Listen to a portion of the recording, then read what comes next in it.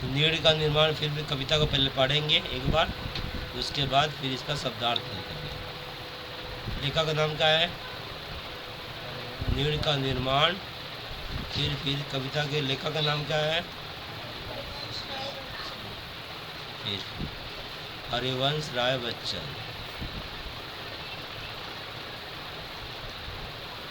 चलिए मेरे साथ बोलिए। नीड़ का निर्माण फिर नेह का आह्वान फिर बह उठी आंधी की नभ में छा गया सहसा अंधेरा, धूली धूसर बादलों ने भूमि को इस भांति घेरा, रात सा दिन हो गया, फिर रात आई और काली, लग रहा था अब न होगा इस निशा का फिर सवेरा। रात के उत्पाद भय से भीत जन जन भीत कण कण, किंतु प्राची से उषा की मोहनी मुस्कान फिर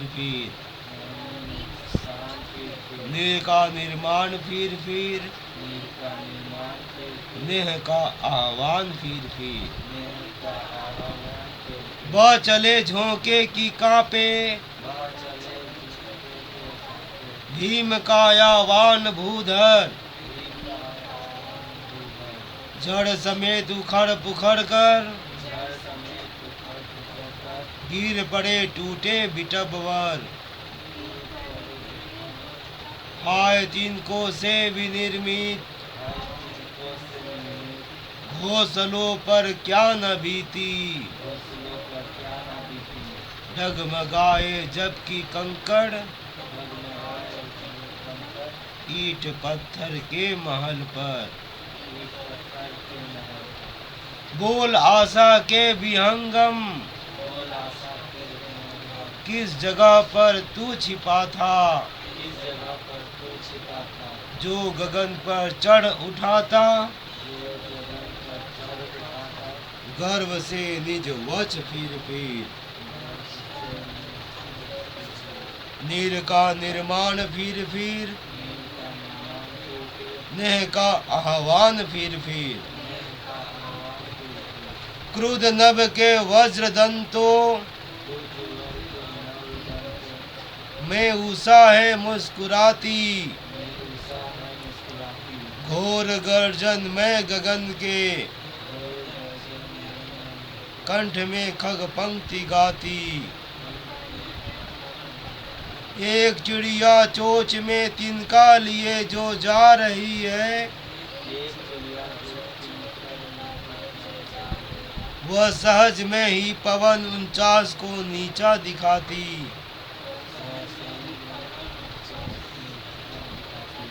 नाश के दुख से कभी दबता नहीं निर्माण का सुख, प्रलय की निस्तब्धता से सृष्टि का नवगान फिर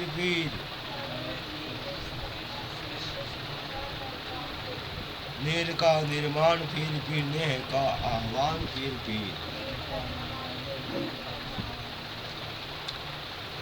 अब अर्थ लिखेंगे, फिर जाकर हम इसका समझेंगे। नीड़ का मतलब क्या होता है?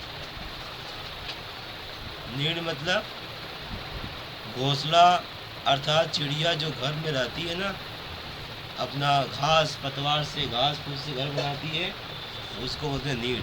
हम उसको बोलते हैं घोंसला। लिखते चलिए, नीड़ मतलब घोंसला।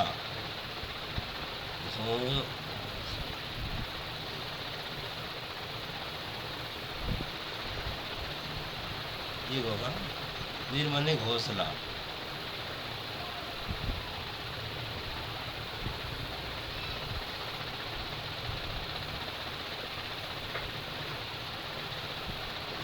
वीर माने घोंसला।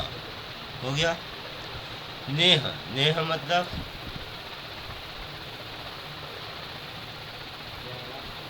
प्यार, स्नेह, नेह माने प्यार। देखिए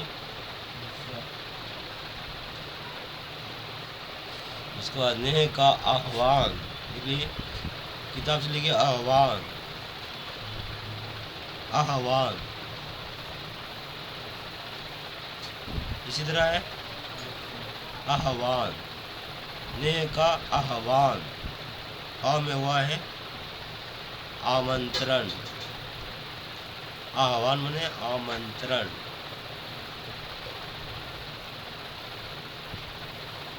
बुलावा, नेह का आह्वान तिथि।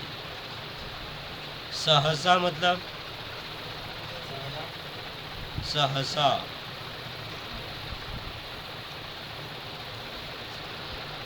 वह चली आंधी की नभ में छा गया सहसा अंधेरा।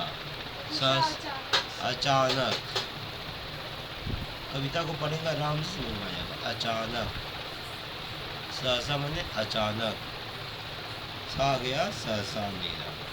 धूली धूसर बादलों ने भूमि को इस भांति घेरा, रात सा दिन हो गया, फिर रात आई और काली, लग रहा था अब न होगा इस निशा का फिर सवेरा। निशा मतलब निशा में रात। तो लिखने की जरूरत नहीं है, पता है। फिर सवेरा। इसके बाद है रात के उत्पात भय से भीत जन जन, भीत कण कण, भीत मतलब भीत।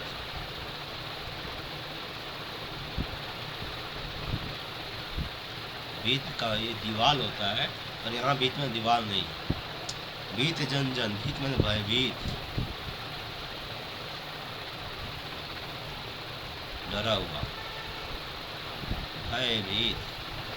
भीत जन जन, भीत कण कण, किंतु प्राची, प्राची मतलब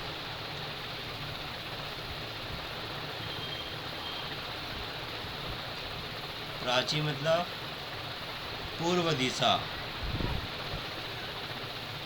पूर्व बोल सकते हैं, पूर्व दिशा, जैसे सूरज उगता है। पूर्व दिशा, प्राची। प्राची से उषा की मोहनी मुस्कान। अच्छा तो समझ रहे हैं आप लोग, प्रकाश हुआ समझ है।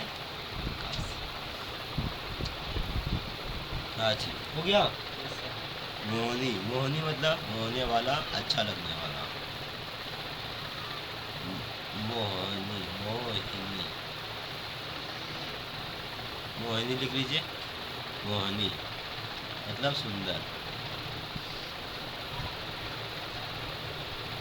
सुंदर। मोहनी मुस्कान फिर नीर का निर्माण, फिर भी नेह का आह्वान। बह चले झोंके की कांपे भीम, कायावान भूधर। भीम का मतलब भीम,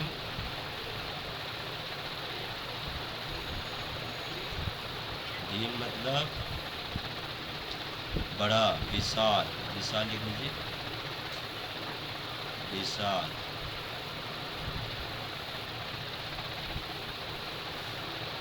भीम मतलब विशाल। दिखाई दे रहा है ना। भीम, कायावान, कायावान लिख लीजिए।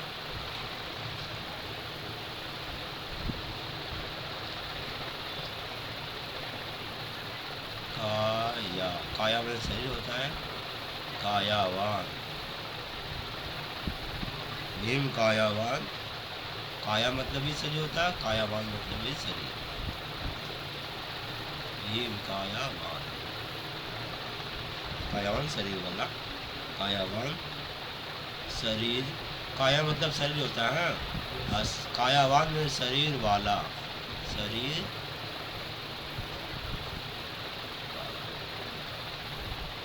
कायावान। भूधर, भू धरती, अब उधर मतलब भी धरती होता है। भू मने धरती, ठीक है, भू मने और धर, धरती, भूधर को हम लोग बोलते हैं पहाड़ को, क्या बोलते हैं? पहाड़। भीम कायावान भूधर, बड़ा शरीर वाला पहाड़ है ना, भीम कायावान भूधर। जड़ समेत उखड़ पुखड़ कर गिर पड़े टूटे बिटप बर, बिटप, बिटप मतलब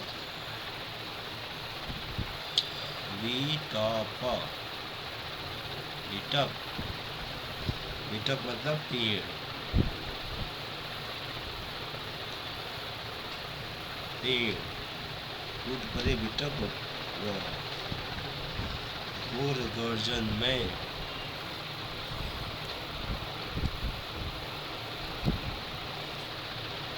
हो गया, घोर गर्जन में गगन के, गगन मतलब है आकाश, ठीक है। कंठ में खग, लिखने की जरूरत नहीं है, कंठ में खग, खग मतलब, खग का मतलब खग पंक्ति गाती, एक चिड़िया चोंच में तिनका लिए जो जा रही है, वह सहज में ही पवन उचास को नीचा दिखाती, नाश को दुख की कवि दफ्तर में निर्माण का सुख, प्रलय, प्रलय मतलब प्रलय,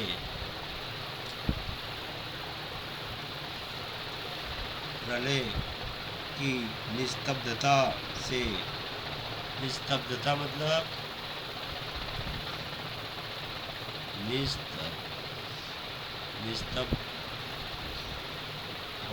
निस्तब्धता,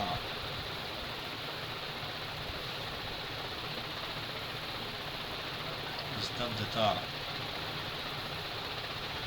से सृष्टि का नवगान, नवगान मतलब जैसे तो नया गीत हुआ नवगान, नवगान फिर खग मने पक्षी, चिड़िया,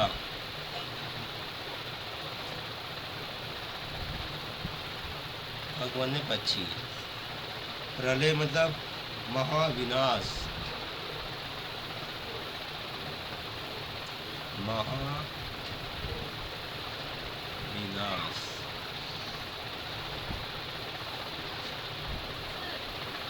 महाविनाश, प्रलय महाविनाश, या निस्तब्धता, निस्तब्धता मतलब सूनेपन, सूने,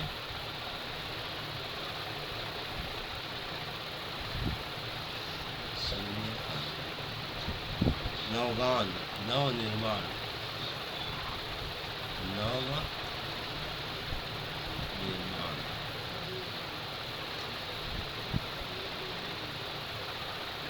जैसे नवगान का मतलब समझ में आ गया, नया गाना, पर यहाँ पर नव निर्माण के लिए नवगान बन गया, ठीक है। और कुछ छूट गया होगा तो और बोल दीजिएगा, लिख लीजिए, हो गया। जो आपको समझ में आया उसको लिख के उतार लेंगे। अब हम पाठ को पढ़ेंगे और समझते हुए आगे बढ़ेंगे। चलिए सब कोई एक बार फिर से दोहरा लेते हैं। क्या है आपका? नीर का निर्माण, फिर नीर मतलब घोंसला, नेह मतलब प्यार, आह्वान मतलब आमंत्रण, सहसा मतलब, अच्छा आमंत्रण निमंत्रण होता ना, निमंत्रण आमंत्रण में क्या फर्क है? कुछ कागज मतलब शादी ब्याह में कागज देकर बुलाते हैं ना, उसको निमंत्रण, बात आएगा अच्छा से।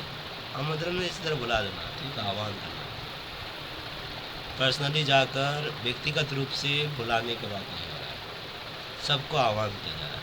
सहसा, भीत, प्राची, मोहिनी, भीम, विशाल, कायावान, भूधर, बिटप, खग, प्रलय, निस्तब्धता, नवगान, हो गया। अब आपको मुझे उम्मीद है समझ में आ जाएगा। ये कविता जो है ना आशावादी कविता है। क्या है? आशा। इस कविता को अभी हम जो पढ़े उसमें क्या समझ में आया? कवि क्या बोल रहे हैं? पहला लाइन उसमें बोल रहे हैं, पहला पंक्ति में, नीड़ का निर्माण फिर नेह का आह्वान। दो टूक बोल रहे हैं, घर बार बार बनाते हैं, है ना, और प्यार के लिए आह्वान पुकार सबको बोला जाता है बार बार। मतलब इसका दो चीज समझते हैं हम, घर और प्यार। प्यार घर क्या है? घर बसाना मतलब आशा। प्यार करना विनाश नहीं। प्यार का उल्टा क्या होता है? प्यार का उल्टा नफरत। नफरत नहीं, प्यार। प्यार सकारात्मक ऊर्जा का प्रतीक है, आशा के प्रतीक है। हो गया? मतलब निर्माण। अब यहाँ पर उदाहरण दे रहे हैं एक आंधी का। पूरे रात को आंधी आता है, सब तहस नहस हो जाता है, ऐसा लगता है कि अब सुबह होगा ही नहीं, लेकिन हल्का सा सुबह होता है पूरब से।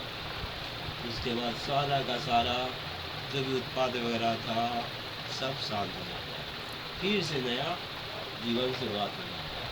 हो गया? रात को लग रहा था कि जीवन खत्म, अब नहीं होगा, पर सुबह फिर जीवन शुरुआत हो जाता है। इस तरह से एक उदाहरण दे रहे हैं। दूसरा उदाहरण बता दिए हैं चिड़िया का। सुबह उठ कर, अब समझो अगर यहाँ तो आए तूफान आए तो हम घर में है, सेफ हो जाते हैं, सुरक्षित। पर चिड़ियों को क्या, उनका घोंसला हो तो घोंसला तो टूट जाता है, लेकिन घोंसला टूट जाने के बाद भी तो सुबह फिर होता है, फिर एक तिनका लेकर उठती है। जैसे कि सबसे ज़बरदस्त पवन, चार्ल्स पवन है, उसको भी हरा दे रही है। रात को जो आया था वो सब तबाही मचा कर चला गया, लेकिन सुबह फिर उठती है एक तिनका लेकर। क्या करने के लिए? घर बनाने के लिए, अपना घर बसाने के लिए। फिर से रात को आया होगा, दिन होगा, छोटे बच्चे होंगे, सब मर गए होंगे, लेकिन निराश होकर बैठ नहीं जाती है, फिर एक जीवन के लिए आगे बढ़ती है, फिर आगे बढ़ती। जब तक सांस तब तक आस, यानी जब तक आस तब तक सांस, जब तक आशा है जीवन है, जब तक जीवन है आशा है। आशा के लिए आगे बढ़ना। इस कविता में हमें यही संदेश मिला जा रहा है कि हमें आशावादी होना चाहिए, जीवन को हमेशा सकारात्मक आगे बढ़ाना चाहिए। चाहे जितना भी ज़िंदगी में मुसीबत आ जाए, उस मुसीबत के बारे में सोचते हुए जीवन को यूँ ही नहीं गंवाना चाहिए, आगे बढ़ना चाहिए, जीवन आगे से। हो गया? हमेशा कुछ ना कुछ अच्छा करते रहना चाहिए, निर्माण करते रहना चाहिए। हो गया? अब रहा इसमें से पूछा जाएगा दिन का निर्माण फिर का भाव स्पष्ट कीजिए। बड़ा प्रश्न। बड़ा प्रश्न का उत्तर मैं आपको दे दिया हूँ। एक ही प्रश्न होता, उसका होता है मूल भाव लिखिए। क्या रहेगा? मूल भाव। एक्टिविटी टास्क मिला है, मॉडल एक्टिविटी टास्क, इसमें ये प्रश्न है, दिन का निर्माण फिर का मूल भाव लिखिए। है क्या? ठीक है तो